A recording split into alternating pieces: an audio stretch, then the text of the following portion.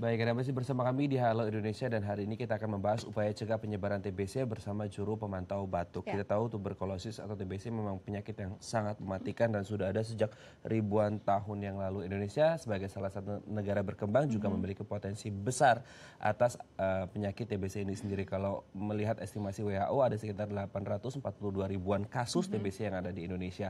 Dan kalau melihat potensinya, satu orang dengan TBC itu bisa menyebar ke sekitar 10-15 orang yang ada di sekitar. Maka ini sangat berbahaya sekali. Tindakan sedini mungkin, pengobatan, perawatan itu menjadi kunci utama supaya penyakit ini tidak menyebar. Betul. Padahal kalau kita lihat obat untuk TBC sudah sangat mudah didapatkan dan sangat murah dan juga bisa di-cover oleh BPJS ya. Tapi asalkan memang telaten untuk bisa dikonsumsi selama 3 bulan sampai 6 bulan.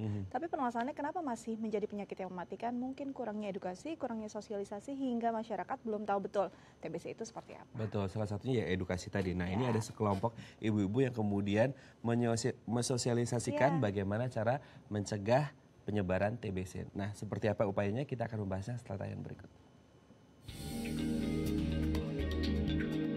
Kementerian Kesehatan Republik Indonesia memperkirakan satu penderita tuberkulosis dapat menularkan kepada 10 hingga 15 orang di sekitarnya. Padahal dengan penanganan yang tepat, orang dengan tuberkulosis dapat sembuh dari penyakitnya dan meminimalisir potensi penularan.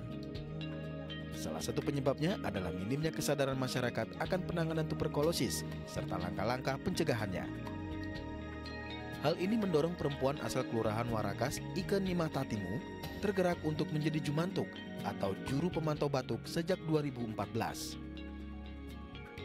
Perannya meliputi sosialisasi ke masyarakat untuk memeriksakan diri ke fasilitas kesehatan terdekat apabila mengalami batuk selama 2 minggu.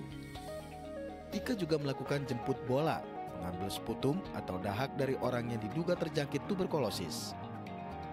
Tak hanya itu, ia juga memanfaatkan kesempatan mengunjungi tetangga untuk melakukan sosialisasi sekaligus mengenalkan etika batuk untuk meminimalisir penularan tuberkulosis.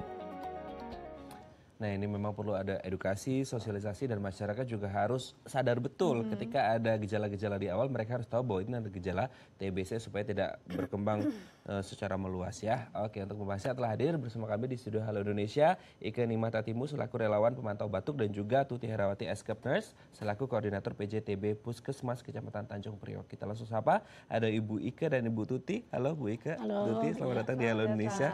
Ya. Ini kita apresiasi sekali nih Bu Ike ya, sebagai relawan pemantau batuk. Nah, tapi kalau kita berbicara tentang TBC kan memang menjadi salah satu penyakit yang sudah lama terjadi di Indonesia pun seperti itu.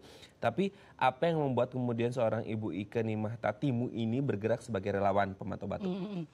Nah, tergeraknya pertama sekali nih karena tetangga ada sakit TB ini. Nah, saya dulu juga belum tahu TB ini seperti apa penularannya. Nah, saya juga pertama sekali jumantik ya.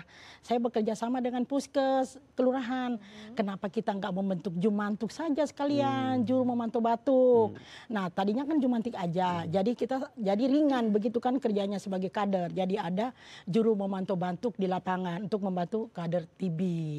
Oke, kerjanya seperti apa sih? Apakah memang harus ada observasi dulu atau ada laporan? Atau memang si jumantuk sendiri memang peka terhadap lingkungannya saat ada orang dengan indikasi TB? Ya, kerjanya kita langsung door to door, langsung datang ke wilayah. Jadi kami nggak mencari pasien atau mencari indexing, tidak. Kami langsung memberikan sosialisasi, memberikan edukasi. Nah, terus nanti di situ mengalir, ada yang batuk tetangga, seperti itu.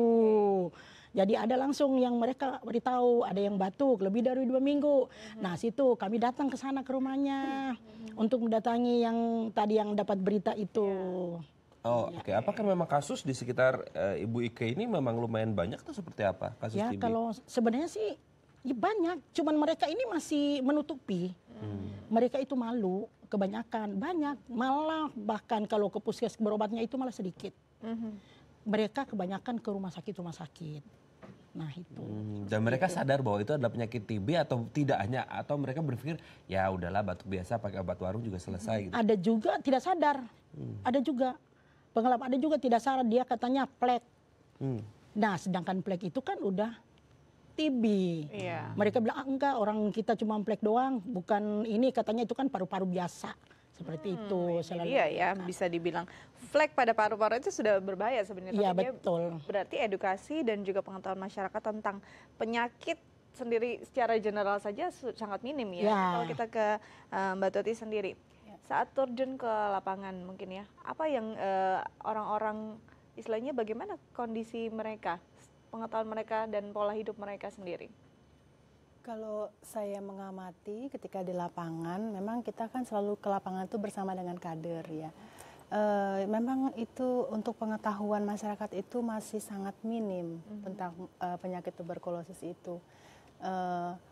Kadang mereka juga sepertinya malu gitu ya untuk didiagnosis sebagai tuberkulosis gitu.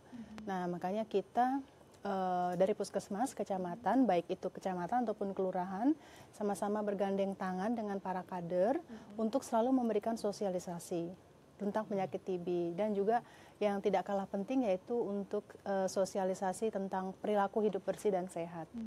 Seperti Jadi itu. yang sangat penting sebenarnya. Oke, Iya. malu didiagnosis dan didata sebagai orang dengan TB seperti itu. Tapi kalau kita berbicara tentang jumlah dari orang yang terkena TB di kecamatan, khususnya kecamatan Tanjung Priok, ada sekitar berapa orang? Untuk tahun 2019 ini sampai dengan bulan Maret itu sekitar ada 52 orang. 52 orang kasus ya. Kalau dibandingkan mungkin dengan periode yang sama di tahun sebelumnya, apakah mengalami peningkatan, penurunan atau seperti apa? Kalau untuk yang tahun-tahun sebelumnya itu kita punya data dari 2015, itu kita datanya per 1 tahun ya.